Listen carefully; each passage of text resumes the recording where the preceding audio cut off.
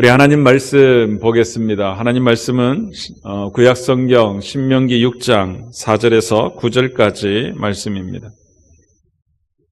신명기 6장 4절에서 9절까지 우리 세 번역으로 다 함께 봉독하겠습니다. 이스라엘은 들으십시오. 주님은 우리의 하나님이시요 주님은 오직 한 분뿐이십니다. 당신들은 마음을 다하고 뜻을 다하고 힘을 다하여 주 당신들의 하나님을 사랑하십시오.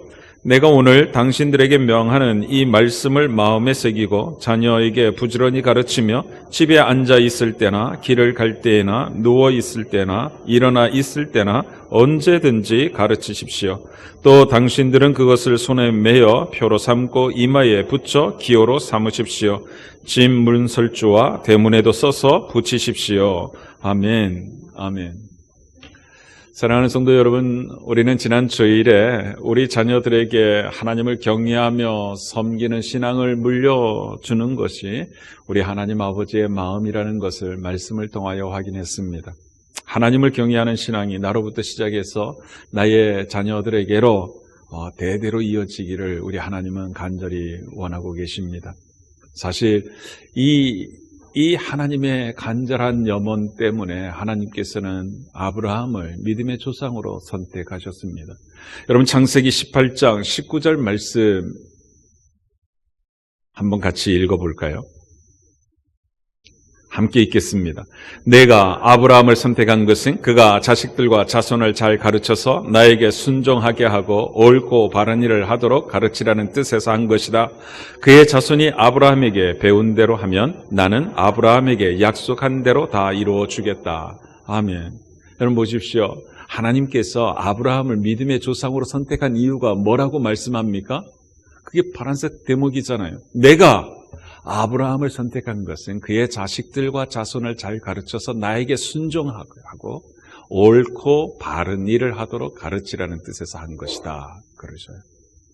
여러분 이 긴 이야기를 한마디로 줄이면 신앙을 물려주기 위해서 하나님 경외하는 신앙을 물려주기 위해서 하나님께서 아브라함을 선택하셨다는 말입니다.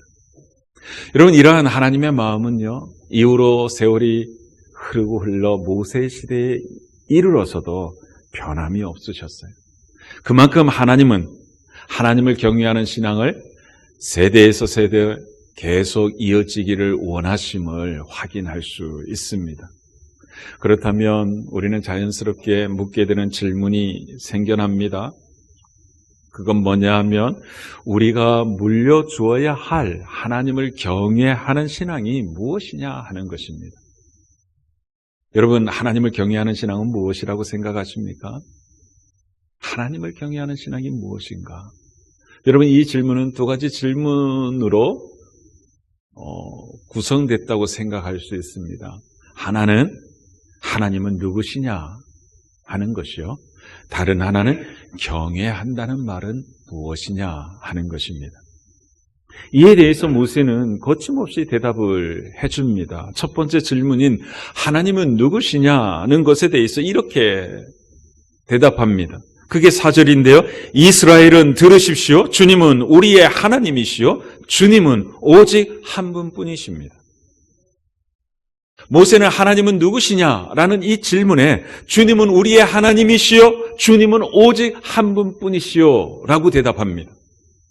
우리가 지금 예배용으로 사용하고 있는 이 세 번역 성경은 주님이라고 하는 이 단어, 개역개정에서는 여호와라는 단어입니다. 그러니까 여호와라는 단어를 우리 세 번역 성경에서는 주님이라고 하는 표현을 사용하고 있는 것을 감안해서 이 대목을 다시 읽는다면 여호와는 우리의 하나님이시요 여호와는 오직 한 분뿐이십니다. 이게 되는 것입니다. 우리가 믿는 여호와 하나님 외에는 진짜 신이 없다는 말입니다. 하나님 외에는 이 세상에 그 어떠한 신도 존재하지 않는다는 말입니다. 여호와 하나님만이 참 하나님이시고 여호와 하나님만이 유일하신 신이라는 이야기입니다. 그리고 우리가 믿는 여호와 하나님만이 우리를 구원해 주시는 유일하신 하나님이시라는 말이기도 합니다. 그래서 모세는요 여호와는 우리의 하나님이라고 이야기하는 것입니다. 우리의 하나님, 우리를 구원해 주신 하나님이라는 이야기인 것이죠. 사랑하는 성도 여러분 이 사실을 믿으십니까? 여호와 하나님이 참 하나님이시라는 사실을 믿는 데서 우리의 신앙은 시작됩니다. 그 여호와 하나님이 구원의 하나님이시라는 사실을 믿는 데서부터 우리의 구원이 시작되는 것입니다. 그래서 우리도 사도신경으로 우리의 신앙을 고백하면서 전능하사 천지를 만드신 하나님 아버지를 내가 믿사오며 라고 고백하는 것입니다. 모세 역시 이스라엘 백성들에게 바로 이 신앙을 가르치고 있는 것입니다. 왜? 그것이 신앙 계승의 출발점이기 때문입니다. 사실 이스라엘 백성들에게는요, 여호와는 우리의 하나님이시여 여호와는 오직 한 분뿐이십니다 라고 하는 이 모세의 이야기는 가슴에 그냥 확 와닿는 이야기입니다. 왜냐하면 지난 40년 동안 광야 생활을 하면서 여호와 하나님을 실제로 그들은 체험했기 때문입니다. 지금 여호와는 참 하나님이시고 유일하신 하나님이시라는 이 모세의 이야기를 듣는 이스라엘 백성들 가운데는요, 이집트에서 탈출하던 때에 무슨 일이 있었는지 생생하게 목격한 사람들도 있었습니다. 그들이 가데스 반네아에서 하나님을 불신하고 다시금 40년 광야 생활을 위하여 광야로 들어설 때에 20세 미만이어서 광야에서 죽으리라고 하신 하나님의 심판에서 제외되었었기 때문이죠. 그들은 이집트에서 이스라엘 백성들을 구원해내기 위해서 하나님께서 무슨 일을 행하셨는지 다 보았습니다. 10가지 재앙을 이집트 전역에 내리시는 그 사건의 현장에 그들이 있었습니다. 홍해 앞에 이르렀을 때에 홍해를 가르시고 그 바닷속 깊이 길을 내셔서 건너게 하셨던 사건, 그 사건의 현장에 이들이 서 있었고 그들이 홍해를 건넜었습니다. 시내산에 강림하셨던 여호와 하나님을 그들은 직접 목격했습니다. 거기서 말씀하시는 하나님의 음성을 그들은 직접 귀로 들었습니다. 하나님이 시내산에서 모세에게 주신 십계명이 새겨진 두 돌판을 그들은 그들의 눈으로 지켜보았습니다. 이들뿐 아니라 광야에서 태어나서 자라는 이스라엘 백성들도 하나님을 체험하기는 마찬가지였습니다. 그들도 매일 그들이 40년 광야 생활을 하는 동안 이스라엘 진영에 내리시는 그 만나를 먹고 살았습니다. 그들이 입은 옷과 그들이 신은 신발이 헤어지지 않는 기적을 경험하고 있었습니다. 이처럼 모든 이스라엘 백성들은 그들을 먹이시고 그들을 돌보시는 여호와 하나님을 생생하게 체험했던 것입니다. 그러니 이들에게는 여호와 하나님이 누구신가라고 했을 때 그냥 막연히 추측해야 하는 존재가 아니었다는 말입니다. 아주 생생하게 직접 체험했던 하나님이셨습니다. 게다가 모세는 이들에게 끊임없이 그분이 여호와 하나님이시며 그들이 그들을 구원한 구원자 하나님이심을 가르쳤습니다. 신명기 4장 34절 35절을 보면요, 모세는 이렇게 이야기합니다. 주 당신들의 하나님이 이집트에서 당신들이 보는 앞에서 하신 것처럼 온갖 시험과 표징과 기사와 전쟁과 강한 손과 표심팔과 큰 두려움으로 한 민족을 다른 민족의 억압에서 이끌어내시려고 애쓰신 그러한 신이 어디 있습니까? 그러나 당신들에게 이것을 나타내셨으니 그것은 주님이 곧 하나님이시고 그분 밖에는 다른 신이 없음을 알게 하시려는 것입니다. 여러분, 이 이야기의 핵심이 뭐죠? 당신들이 경험한 여호와 하나님이 구원의 하나님이시라는 이야기인 것입니다. 그들이 경험한 여호와 하나님만이 유일하신 참신이라는 이야기인 것입니다. 그러니 이 여호와 하나님을 절대적으로 믿고 신뢰하며 살라는 이야기인 것입니다. 그래서 모세는 이렇게 그의 이야기를 이어갑니다. 39절 40절인데 오늘 당신들은 마음에 새겨 분명히 알아둘 것이 있으니 주님은 위로는 하늘에서도 아래로는 땅에서도 참 하나님이시며 그 밖에 다른 신은 없다는 것입니다. 당신들은 오늘 내가 당신들에게 알려주는 주님의 규례와 명령을 지키십시오. 그러면 당신들과 당신들의 자손이 잘 살게 되고 주 당신들의 하나님이 당신들에게 영원히 주시는 땅에서 길이 살 것입니다. 아멘. 한마디로 여호와 하나님만이 참 하나님이심을, 여호와 하나님이 구원주 하나님이심을 믿고 살라는 이야기인 것입니다. 여러분, 이게 왜 이토록 중요한 것일까요? 여호와 하나님이 참 하나님이시라는 사실이 중요한 이유는 예수님께서 직접 말씀해 주신 적이 있습니다. 여러분, 요한복음 17장 3절 말씀을 함께 한번 읽어봅시다. 함께 읽습니다. 영생은 오직 한 분이신 참 하나님을 알고 또 아버지께서 보내신 예수 그리스도를 아는 것입니다. 아멘. 여러분 보십시오. 하나님이 누구신지를 아는 것이 중요한 이유는 그 아는 것에 영생이 달려있기 때문입니다. 하나님이 누구신지를 알고 그 하나님이 예수 그리스도를 보내주셨다는 사실을 아는 것, 이것이 영생과 직결되어 있다고 이야기하십니다. 그래서 여호와 하나님이 유일하신 하나님이시라는 사실을 아는 것이 매우 중요하다는 것입니다. 그래서 모세는 기회가 될 때마다 이 사실을 거듭 강조했던 것입니다. 사랑하는 성도 여러분, 여러분은 여호와 하나님께서 유일하신 참 하나님이신 줄 믿으십니까? 정말 그 하나님께서 여러분을 구원하신 구원자 되심을 믿으십니까? 우리 하나님은요, 언제나 자신을 유일하신 참 하나님이시라는 사실 믿으라고 요청합니다. 하나님은 믿음을 대단히 중요하게 여기세요. 그래서인지 단 한 번도 우리에게 자신이 하나님이시라는 사실을 이해해달라고 말씀하신 적이 없으세요. 자신이 그냥 유일하신 참 하나님이시라는 사실을 믿을 것을 요청하고 있습니다. 이해가 아니라 믿음을 요구하고 계시다는 사실입니다. 여러분, 창세기 1장 1절이 무엇인지 아시죠? 성경을 시작하는 첫 구절은 태초에 하나님이 천지를 창조하셨다입니다. 여러분, 성경을 시작하는 첫 절에 하나님은 자신이 하나님이시라는 사실을 사람들에게 입증하려고 하지 않습니다. 그냥 대뜸 태초에 하나님이 천지를 창조하셨다 선언할 뿐입니다. 여러분, 이것은 무엇을 의미하죠? 신앙생활이라고 하는 것은 오직 여호와 하나님이 참 하나님이심을 믿는 데서부터 출발하는 것임을 우리에게 일깨워주는 것입니다. 모세 역시 동일하게 이야기합니다. 이스라엘은 들으십시오. 주님은 우리의 하나님이시오. 주님은 오직 한 분뿐이십니다. 모세는 하나님이 유일하신 참 하나님 여호와라고 선언할 뿐입니다. 그리고 이 선언은 유일하신 참 하나님을 향한 모세 자신의 신앙 고백이기도 하였습니다. 또한 그 이야기를 듣고 있는 이스라엘 백성들에게 모세는 자신처럼 그렇게 동일하게 하나님을 향하여 신앙 고백하기를 원하는 것입니다. 뿐만 아니라 오늘 21세기를 살아가는 우리에게도 우리 하나님 여호와는 유일하신 참 하나님이시라는 그 고백하기를 기대하고 있다는 것입니다.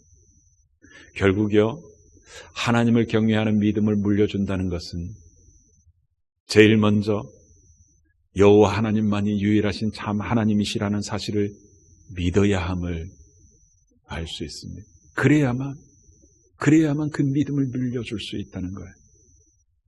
하나님께서 유일하신 참 하나님이시라고 그 사실을 하나님 보좌 앞에 서서 하나님 앞에 고백하는 것에서부터 하나님을 경외하고 섬기는 신앙은 시작된다는 말입니다. 우리 하나님 여호와는 유일하신 하나님이시다. 이 신앙 고백은요, 여러분은 물론이고 여러분의 자녀들, 그들에게 하나님의 풍성한 복을 받는 하나님의 자녀, 하나님의 그 복된 자리로 이끌어 줄 것입니다. 그러니 사랑하는 성도 여러분, 여러분 모두가 하나님 앞에 합당한 이 신앙 고백 드림으로 하나님의 그 놀라운 축복을 받는 당사자가 되기를 주의 이름으로 축복합니다. 뿐만 아니라 모세처럼 여러분 자녀들에게 이 사실을 아주 분명하게 가르쳐서 여러분의 자녀들도 하나님이 주시는 그 놀라운 복락을 누리는 주인공이 될 수 있기를 주의 이름으로 축복합니다. 두 번째로 생각할 질문은 경외한다는 말이 뭐냐라는 것입니다. 여러분, 경외라고 하는 이 말을 한자로는 공경할 경자와 두려워할 외자를 사용합니다. 그러니까 하나님을 경외한다는 말의 사전적 의미는 하나님을 공경하고 하나님을 두려워한다, 그거죠. 그런데 모세는 하나님을 경외한다라고 하는 말을 이렇게 풀어내고 있습니다. 그게 5절이거든요. 5절은 정말 중요하니 우리 같이 한번 다시 읽어봅시다. 함께 읽습니다. 당신들은 마음을 다하고 뜻을 다하고 힘을 다하여 주 당신들의 하나님을 사랑하십시오. 아멘. 모세는요, 마음을 다하고 뜻을 다하고 힘을 다하여 하나님을 사랑하라. 이것이 하나님을 경외하는 말의 진짜 의미다라고 가르쳐주고 있습니다. 여러분, 사랑한다는 말은요, 상대방을 존중한다는 말입니다. 또한 사랑한다는 말은 상대방을 존중하기 때문에 상대방의 눈치를 본다는 말이기도 합니다. 우리가 다 그런 경험이 있지 않습니까? 진짜 사랑을 하게 되면 상대방을 존중하게 됩니다. 그 사람을 존중하게 되니까 그 사람의 눈치를 보기 시작합니다. 어떻게 하면 저 사람이 행복해질 수 있을까? 어떻게 하면 저 사람을 좋아하게 만들 수 있을까? 어떻게 하면 사랑하는 내 마음을 고스란히 전달할 수 있을까? 한없이 눈치를 봅니다. 그래서 어떻게 하죠? 최선을 다하게 되죠. 내가 할 수 있는 힘을 다해서 상대방을 행복해 주게 하려 애를 씁니다. 지금 모세는 하나님께 그렇게 하라고 이야기하는 것입니다. 사랑하는 성도 여러분, 여러분들 이렇게 하나님을 사랑하고 계십니까? 정말 하나님의 눈치를 보는 그런 사랑을 하나님께 드리고 계시는지요? 여러분, 이때로부터 시작해서 참 많은 시간이 지난 이후에 사도 바울도 동일한 맥락에서 이야기를 합니다. 로마서 12장 1절 2절 말씀을 보면 이렇게 이야기합니다. 형제자매 여러분, 그러므로 나는 하나님의 자비하심을 힘입어 여러분에게 권합니다. 여러분의 몸을 하나님께서 기뻐하실 거룩한 산제물로 드리십시오. 이것이 여러분이 드릴 합당한 예배입니다. 여러분은 이 시대의 풍조를 본받지 말고 마음을 새롭게 함으로 변화를 받아서 하나님의 선하시고 기뻐하시고 완전하신 뜻이 무엇인지를 분별하도록 하십시오. 아멘. 여러분, 이게 무슨 이야기입니까? 구원하시는 하나님을 알고 구원하시는 하나님을 체험하였다면, 그 결과 하나님의 사랑을 받는 자녀가 되었다면, 이젠 일상 속에서 내가 살아가는 삶의 자리에서 하나님의 눈치를 보며 살아가는 삶으로 하나님을 예배하라는 이야기인 것입니다. 세상 사람들이 살아가는 삶의 방식대로 살지 말라는 이야기입니다. 대신에 하나님의 선하시고 하나님의 기뻐하시고 하나님의 온전하신 뜻이 무엇인지 분별하며 살라고 이야기합니다. 여러분, 분별하며 살라는 말이 곧 하나님의 눈치를 보며 살라는 이야기인 것이죠. 그렇게 살아야만 하나님을 사랑하며 사는 삶이라고 사도 바울은 우리들에게 일깨워주고 있습니다. 모세 역시 동일하게 이야기하는 것이죠. 당신들은 마음을 다하고 뜻을 다하고 힘을 다하여 주 당신들의 하나님을 사랑하십시오. 여러분, 모세의 팁을 한번 생각해 보십시다. 우선 마음을 다하여 사랑하라고 이야기합니다. 전심으로 하나님을 사랑하라는 이야기잖아요. 마음이 나뉘는 순간 그 사랑은 사랑이 아니라는 이야기인 것입니다. 그래서 우리 하나님은요, 피자, 우리들이 즐겨 먹는 피자처럼 여러 토막으로 나누어진 한 조각의 마음을 원하는 것이 아니라 온 마음을 다하여 하나님을 사랑하며 살아가는 그런 사랑을 원하고 계시다는 이야기입니다. 온 마음 다하여 우리를 사랑하셨기 때문에 우리들 역시 온 마음 다하여 하나님을 사랑하기를 기대하신다는 것입니다. 그러니 사랑하는 성도 여러분, 하나님을 사랑함에 있어서 절대로 여러분의 마음을 조각내지 않기를 주의 이름으로 축복합니다. 아멘은 했지만 저부터 시작해서 우리들의 마음을 너무 쉽게 쪼갭니다.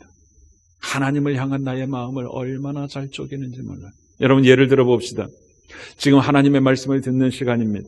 그렇다면 지금 이 시간에는 집중해야 되겠죠. 하나님께서 오늘 내게 무슨 말씀을 하시는가 귀를 쫑긋 세우고 하나님께서 무슨 이야기를 하는지, 오늘 내 삶을 향하여 무엇을 일깨워 주려고 하는지 신경을 곤두세워 들어야만 할 것입니다. 그런데 여러분 어떻습니까? 설교를 들으면서 여러분의 마음은 오만 데를 다 돌아다니고 있을 것입니다. 저는 사도신경을 암송할 때 그렇습니다. 제가 몇 살 때 사도신경을 외웠는지는 모르지만 그냥 과장해서 60년 이상 사도신경을 외워서 그런지 하나 틀리지 않고 사도신경을 고백하면서도 생각은 오만 데를 다 갑니다. 충성이는 왜 저렇게 잘생겼어? 그 생각으로부터 시작해가지고 왜 마스크는 꼭 낄까? 그러면서 사도신경을 줄줄줄 외운단 말이죠. 그래서 저는 그것을 방지하기 위해서 사도신경을 제 패드에다가 기록해 놓고 그것을 보고 읽습니다. 제가 사도신경 읽는 줄 알고 계셨어요? 그 이유는 오롯이 그 고백하는 내용에 집중하기 위해서였습니다. 그런데 여러분들이 설교 들을 때 저처럼 하리라 생각하는 거죠. 설교를 듣는데 직장에 놓여있는 책상에서부터 시작해서 집안 구석구석 내 마음이 막 돌아다닙니다. 친구들과 약속한 그 장소에 벌써 갔다 오기도 하고요. 테니스장, 축구장에 뛰어다니기도 합니다. 마음을 다하여 하나님을 사랑하는 사람은 이래서 안 된다는 이야기인 것입니다. 마음을 다해서 하나님의 말씀에 귀를 기울여야 한다는 거예요. 하나님의 말씀을 듣는 가운데 하나님의 뜻을 깨달으려고 애를 써야 한다는 이야기인 것입니다. 어떻게 하면 들리는 이 말씀대로 나는 살아갈 수 있을까? 내 삶의 영역에서 하나님의 뜻대로 수정해야 될 것은 무엇인가? 집중해 드려야 돼요. 그래서 여러분 매주일 이 헌신때 앞으로 나오기를 소원합니다. 그게 마음을 다하여 하나님을 사랑하는 사랑 표현의 첫 걸음입니다. 근데 이게 참 어렵습니다. 용기를 내야만 합니다.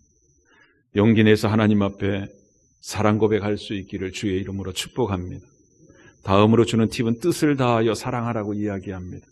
여기서 뜻에 해당하는 히브리어는요, 생명, 목숨이라고 하는 의미를 가진 단어입니다. 그러니까 뜻을 다하여 사랑하라 이 이야기는요, 목숨 걸고 사랑하라 이 이야기와 같은 거예요. 그래서 신약 성경에서 이 말씀을 인용할 때 목숨을 다하여 사랑하라고 인용하기도 했죠. 이 세상 그 무엇과도 바꾸지 않는 그런 사랑으로 하라는 것입니다. 결국 우리 하나님은요, 목숨 걸고 하는 진정한 사랑을 원하고 계심을 확인할 수 있습니다. 여러분 실제로 성경을 보니까 목숨 걸고 하나님을 사랑하는 신자들이 있었습니다. 여러분 다니엘의 세 친구가 그렇습니다. 그들은 하나님을 사랑하는 데 있어서 자신들의 목숨을 걸어버립니다. 다니엘의 세 친구는요, 느부갓네살 왕이 만든 금신상에 절하지 않으면 풀무불에 던져져 화형된다는 사실을 알고 있었습니다. 그런데도 그들은 목숨을 걸고 하나님을 사랑한다고 사랑 고백을 합니다. 그들이 했던 고백을 보니까요, 비록 풀무불에 던져 죽게 된다 할지라도 우리는 임금님의 신들에게 절을 하지 않고 임금님이 세우신 금신상에 절을 하지 않을 것이라고 고백합니다. 여러분 이것이 뜻을 다하여 하나님을 사랑하는 신자들의 모습인 것입니다. 우리들 가운데 이런 사랑들이 넘쳐나게 되기를 주의 이름으로 축복합니다. 그리고 마지막 팁은 힘을 다하여 사랑하라고 이야기합니다. 여러분 힘을 다한다는 말은요, 최선을 다한다는 말입니다. 최선을 다한다. 입술로만 사랑한다고 이야기한 것으로 끝내는 것이 아니라 내게 있는 모든 것을 다하여 헌신함으로 최선을 다하는 것입니다.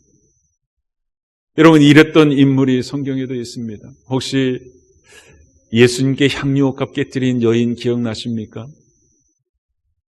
그녀는 정말 있는 힘을 다하여 주님을 사랑하였습니다. 어떻게 하면 주님께 받은 그 은혜를 갚을 수 있을까 생각하다가 결혼을 위하여 준비해뒀던 그 향유 옥합을 깨뜨리기로 결심합니다. 그런데 때마침 주님께서 자신이 살고 있는 동네에 오셨다는 이야기를 듣고 주님이 계신 그곳을 찾아갑니다. 그리고 자신의 결심을 실행합니다. 주님 앞에서 향유 옥합을 깨뜨리고 그의 머리부터 발까지 향유를 붓습니다. 그리고 자기의 머리털로 주님의 발을 닦습니다. 그 자리에 함께 있던 제자들을 위시한 모든 사람들이 그녀의 행동은 낭비라고 비난합니다. 그런데 그 비난에 아랑곳하지 아니하고 이 여인은 자신이 할 수 있는 최선을 다해 주님을 사랑합니다. 주님이 그 사랑을 받으셨어요. 그래서 주님께서 하신 말씀이 이 사건이 전해지는 곳, 그곳은 복음이 전해진다. 복음이 전해지는 곳에는 이 사건이 전해질 거라고 주님께서 말씀하셨어요. 사랑하는 성도 여러분, 이제 하나님을 경외한다는 말의 의미를 아시겠지요? 하나님을 경외한다는 말은요, 하나님만이 참 하나님이시라는 사실을 알고 그 알게 된 하나님을 마음을 다하고 뜻을 다하고 힘을 다하여 사랑하는 것입니다. 그러한 하나님께서 이 땅에 이루고자 하시는 그 하나님의 뜻, 그 뜻을 이루는데 어떤 모양으로든 쓰임받기를 갈망하며 애쓰며 사는 것, 이것을 하나님을 경외한다라고 이야기하는 것입니다. 여러분 26년 새해에는 이런 모습으로 하나님을 경외하며 살아가는 신자가 되실 뿐만 아니라 그렇게 복된 믿음을 여러분의 자녀들에게 물려주는, 그리고 여러분의 그토록 소중히 여기는 VIP들에게 물려주는 한 해가 되기를 주의 이름으로 축복합니다. 이와 같이 모세는요, 자녀들에게 무엇을 물려줘야 하는지 그 핵심 내용을 설명한 후에 그것을 어떻게 계승시켜 줄지에 대해서도 가르쳐 줍니다. 그 이야기가 6절이거든요. 여러분 6절 우리 같이 한번 읽어보십시다. 내가 오늘 당신들에게 명하는 이 말씀을 마음에 새기고, 마음에 새기라고 이야기합니다. 5절과 4절의 말씀을 마음에 새기라는 거예요. 여호와 하나님은 하나님이시고 유일하신 하나님이시라는 사실, 그리고 그 하나님을 마음을 다하고 뜻을 다하고 힘을 다하여 사랑하라, 이 말씀을 내 마음에 새기라는 거예요. 여러분, 내 마음에 새긴다는 말은 잊지 않도록 기억한다는 말입니다. 여호와 하나님이 유일하신 하나님이시고 마음을 다하고 뜻을 다하고 힘을 다하여 사랑하며 살아야 한다는 그 사실을 잊지 않는 것을 이야기하는 것입니다. 마치 비석에 비문을 새겨 넣듯이 내 마음속에 그렇게 새겨 넣으라는 것입니다. 어떠한 유혹에도 어떤 상황 속에서도 지워지지 않도록 깊이 내 마음속에 각인시켜 놓으라는 것입니다. 그리고 마음속에 새긴다는 이 이야기는 매일매일의 삶 속에 드러내야 한다는 말이기도 합니다. 내가 살아가는 삶의 자리에서 하나님을 사랑하며 살아가는 그 모습으로 하나님만이 참 하나님이시라는 사실을 인정하며 살아가야 한다는 이야기인 것이죠. 위급할 때만 하나님을 찾는 것이 아니라 평안할 때, 좋을 때, 기쁠 때 할 것 없이 언제나 하나님을 인정하고 그 하나님을 사랑하는 것입니다. 그렇게 사랑하는 나의 삶의 모습이 나의 일상 속에 가득 나타나야 한다는 것이죠. 그것도 내게서부터 시작돼야 된다. 내게서부터. 내가 먼저 마음에 새기고, 그리고 내가 먼저 마음을 다하고 뜻을 다하고 힘을 다하여 하나님을 사랑해야 한다는 거예요. 내가 먼저 하는 것이, 이게 중요한 거예요. 그런 다음에 자녀들에게 가르쳐야 한다고 7절 말씀은 이야기하고 있습니다. 여러분 7절을 보면요, 자녀에게 부지런히 가르치며 그랬습니다. 자녀에게 부지런히 가르쳐야 한대. 그 다음 이하는요, 그 부지런히 가르치는 삶의 모습을 이야기하는 것입니다. 집에 앉아 있을 때나 길을 갈 때나 누워 있을 때나 일어나 있을 때나 언제든지 가르치십시오. 그래요. 일상 속에서 내가 먼저 하나님의 하나님 되심을 인정하고 그 하나님을 사랑하고 있음을 드러내는 그 삶을 통하여 내 자녀들에게 그 사실을 가르쳐야 한다는 이야기인 것입니다.